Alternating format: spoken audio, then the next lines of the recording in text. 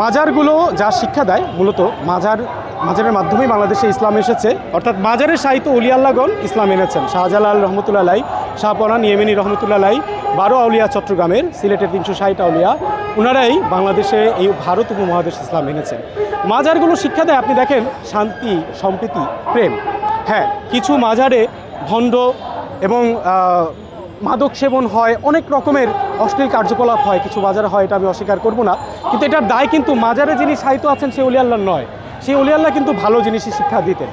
মূলত মাজারের শিক্ষা হচ্ছে রাসূল প্রেম, মানুষের প্রতি প্রেমের শিক্ষা। দেখেন, মাজারে যারা আছে, আমি তাদেরকে, যারা ভণ্ড মাজার সাপোর্ট করছি না, হয়তো তারা গাঁজা খায়, কিন্তু তাদেরকে দেখেছেন আজ পর্যন্ত কোথাও বোমা হামলা করতে? তারা হয়তো গাঁজা খেয়ে পড়ে আছে, বোমা হামলা করবে না। কিন্তু যারা তথাকথিত লেবাসধারী ধার্মিক, তারা মুখে ধর্মের কথা বলে, 5 ওয়াক্ত নামাজ পড়তে পড়তে একদম কপালে দাগ ফেলে দিয়েছে, কিন্তু তারা কিন্তু মানুষকে বোম ফেলে হত্যা করে। এটাই তো পড়বে, আপনারাও দেখেছেন, আমরাও দেখেছি। সুতরাং মাজারের শিক্ষাটা যদি অ্যাকচুয়াল মাজার ধরেন, শোনেন, আসলেরই নকল হয়, নকলের কিন্তু নকল হয় না। আসল আইফোন, এই যে ভাইরা তো আইফোন দেখতে পাচ্ছি, আসল কিনা নকল জানি না, তো এটা যদি আসল হয় এটারই নকল হবে। আইফোন আসল আছে দেখে চায়না আইফোন আছে। তো যেটা আসল মাজার, প্রকৃত মাজার, সেখানে শিক্ষা দেয় প্রেমের শিক্ষা, মানুষকে ভালোবাসার শিক্ষা, আত্মশুদ্ধির শিক্ষা, কলবে আল্লাহর জিকির জারি করার শিক্ষা, আল্লাহর রাসূলকে স্বপ্নে মোরাকাবায় দেখার শিক্ষা, মহান রাব্বুল আলামিনের সাথে কিভাবে দুনিয়াতে থেকে যোগাযোগ করা যায়। লালন বলেছেন, বাকির আশায় নগদ পাওনা কে ছাড়ে এই ভুবনে, অর্থাৎ বাকির আশায় নগদ পাওনা ছাড়তে চাই না আমরা এই দুনিয়াতে থেকেই মহান রাব্বুল আলামিনের সাথে যোগাযোগ করতে চাই। এটাই মাজারের সাহিত্য অলি আল্লাহগণ শিক্ষা দিয়েছেন, বর্তমানে জিন্দা অলিরাও এই শিক্ষা দিয়ে থাকে। আসলে বাংলাদেশ আমাদের প্রাণের দেশ, আমাদের প্রাণের জন্মভূমি।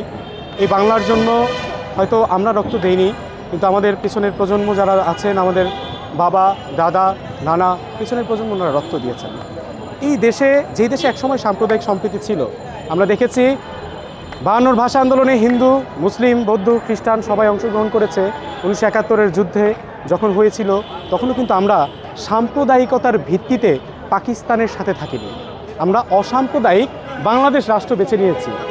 যদিও আমাদেরকে সাম্প্রদায়িকতার ভিত্তিতে ভাগ করেছিল দ্বিজাতি তত্ত্বের ভিত্তিতে, যাকে কায়েদে আজম বলা হয়, মোহাম্মদ আলী জিন্নাহ, কিন্তু আমরা কিন্তু তা মেনে নিইনি মন থেকে। পরবর্তীতে আমরা ঠিকই স্বাধীন হয়েছি অসাম্প্রদায়িকতার ভিত্তিতে, সাম্যবাদের ভিত্তিতে, সমাজতন্ত্র এবং গণতন্ত্রের ভিত্তিতে।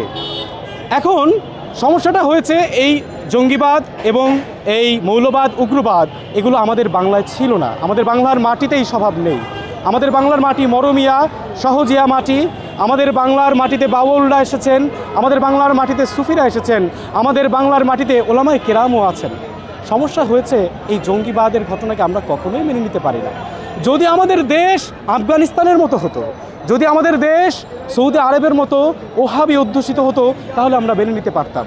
কিন্তু আমার এই যে বাংলার মাটি, বিশ্বাস করুন, এই বাংলার মাটিতে উগ্রবাদ নেই, মৌলবাদ নেই, এটা বাইরে থেকে এসেছে। এটা খুবই ন্যাক্কারজনক ঘটনা।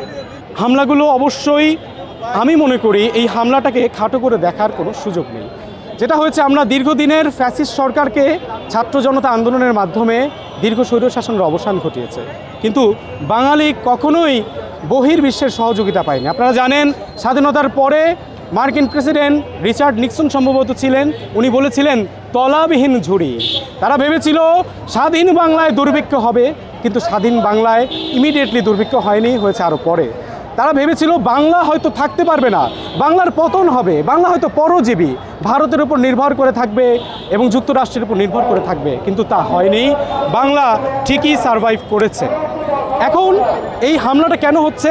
ফ্যাসিস্ট সরকারের পতন ঘটেছে, দেশে শান্তি শৃঙ্খলা প্রতিষ্ঠিত হোক, এটা একটি মহল চায় না।